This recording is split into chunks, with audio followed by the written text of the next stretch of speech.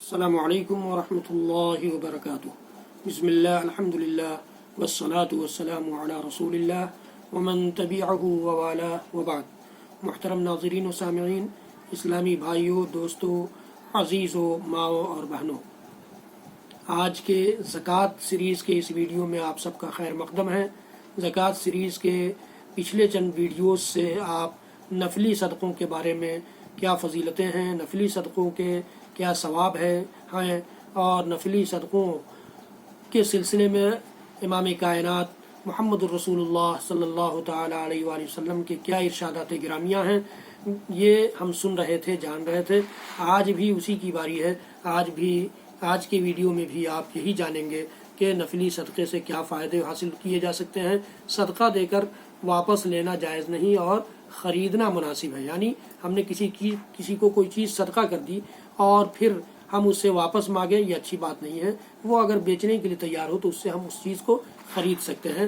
حضرت عمر بن الخطاب رضی اللہ تعالیٰ عنہ کی روایت میرے سامنے ہے، کہتے ہیں کہ میں نے ایک گھوڑا سواری کے لیے اللہ کی راہ میں دے دیا، جس کو دیا تھا اس نے ضائع کر دیا، اس نے اس سواری کو ضائع کر دیا، تو میں نے اس کو خریدنا چاہا اور خیال کیا کہ وہ سستا بیچ دے گا۔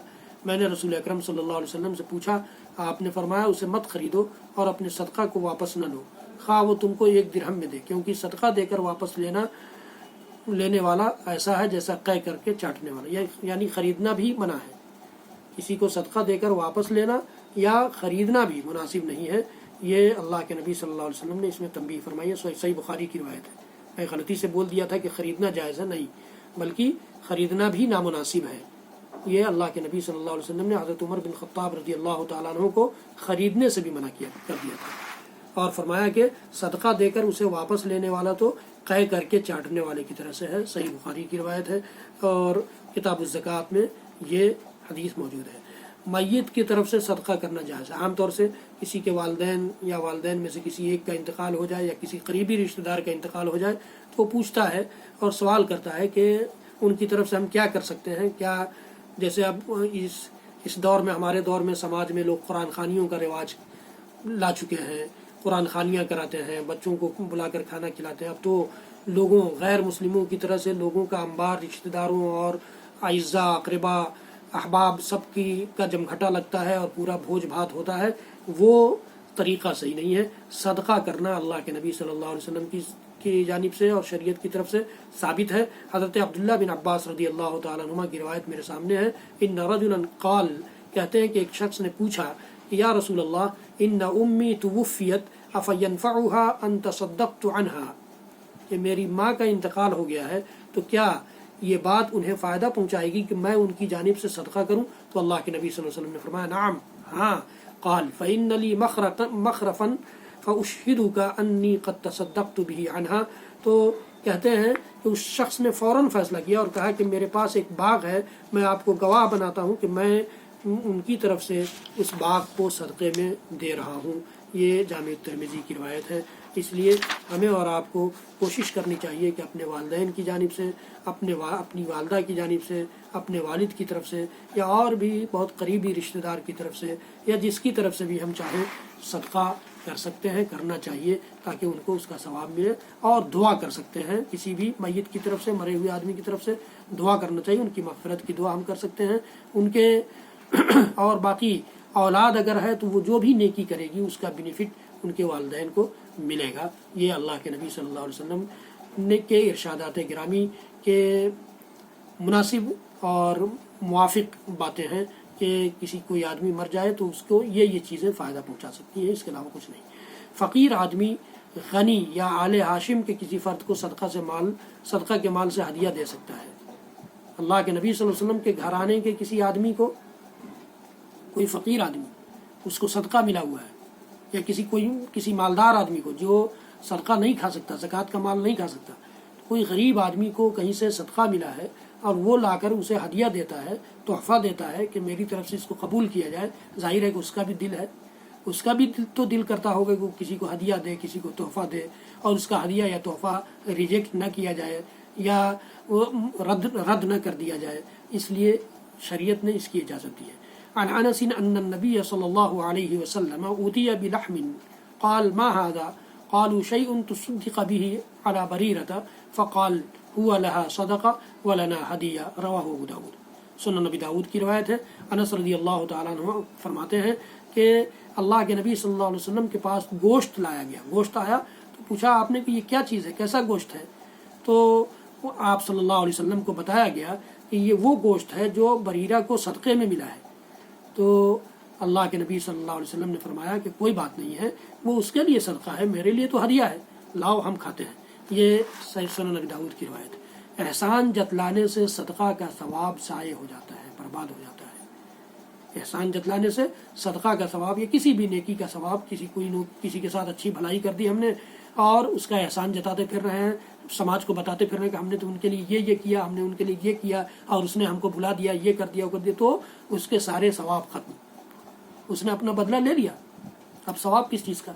تو یہ بھی روایت ہے۔ ابو ذر رضی اللہ تعالیٰ عنہ کہتے ہیں کہ اللہ کے رسول صلی اللہ علیہ وسلم کا ارشاد گرامی ہے، سنن نسائی کی روایت ہے، قیامت کے دن اللہ تعالیٰ 3 آدمیوں سے کلام نہیں کرے گا، بات نہیں کرے گا، نہ ان کی طرف دیکھے گا اور نہ ان کو پاک صاف کرے گا، نہ اور ان کے لیے دردناک عذاب ہوگا۔ دے کر احسان جتلانے والا، صدقہ کر کے احسان جتاتے پھر رہے ہیں، تو یہ اللہ تعالیٰ نہ تو اس کی طرف دیکھے گا نظر رحمت سے اور نہ اس سے بات کرے گا اور نہ ہی اس کو پاک کرے گا، بلکہ اس کو دردناک عذاب سے دوچار کرے گا۔ تہبند لٹکانے والا، تہبند ٹخنے سے نیچے تک پہن کر کے گھسیٹتے ہوئے چل رہے ہیں، پاجامہ گھسیٹتے ہوئے چل رہے ہیں، پان چبا رہے ہیں، اونچی ٹوپی لگائے ہوئے ہیں اور ہی ہا کرتے ہوئے پاجامہ جوتے سے نیچے تک جا رہا ہے، یہ اللہ تعالیٰ کو سخت ناپسند ہے۔ اللہ تعالیٰ ایسے شخص سے کلام بھی نہیں کرے گا، ایسے شخص کی طرف نظر رحمت سے دیکھے گا بھی نہیں اور اسے پاک صاف بھی نہیں کرے گا، اس کو دردناک عذاب سے دوچار کرے گا۔ اسی طرح سے جھوٹی قسم سے اپنا سودا بیچنے والا، آج ہمارے تاجروں کا جو حال ہے وہ ہم جانتے ہیں، آج ہمارے تجار کا، مسلم تجار کا، کلمہ لا الہ الا اللہ محمد الرسول اللہ پڑھنے والے تجار کا، جن کا بھروسہ ہے کہ اللہ اگر ایک پیسہ نہ دینا چاہے تو دنیا کی کوئی طاقت نہیں دے سکتی اور اللہ اگر نواز دینا چاہے تو دنیا کی کوئی طاقت روک نہیں سکتی، وہ لوگ بھی جھوٹ بول کر اپنا سامان بیچتے ہیں، وہ لوگ بھی جھوٹ بول کر سامان بیچتے ہیں جو محمد الرسول اللہ صلی اللہ علیہ وسلم کی رسالت پر ایمان رکھتے ہیں، جنہوں نے فرمایا ہے کہ التاجر الصدوق الامین کہاتین یوم القیامہ، کہ سچا اور امانت دار تاجر میری ان 2 انگلیوں کی طرح سے میرے ساتھ قیامت کے دن ہوگا۔ یعنی جس طرح سے یہ 2 انگلیاں ساتھ ہیں اسی طرح سے میں اور وہ سچا امانت دار تاجر میرے ساتھ ہوگا ایک ساتھ۔ اور پھر بھی ایسے لوگ بھی، ایسے مسلمان تاجر جھوٹ بول کر کے اور جھوٹی قسم کھا کر کے سودا بیچتے ہیں، تو یہ اللہ تعالیٰ ایسے لوگوں کو نہیں بخشے گا، ایسے لوگوں کی طرف نظر رحمت سے نہیں دیکھے گا، کلام نہیں کرے گا ایسے لوگوں سے اور ایسے لوگوں کو پاک صاف نہیں کرے گا، بلکہ انہیں دردناک عذاب سے دوچار کرے گا۔